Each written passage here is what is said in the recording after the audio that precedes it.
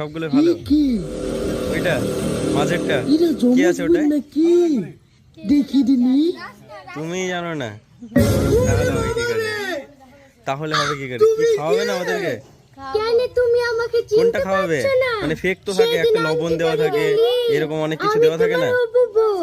জানোই না আসলে। কি বলছে রে? এইদিকে এই যে শট নিচ্ছে। কি দিনি তো চলো আরেকবার শটটা নেওয়া হবে।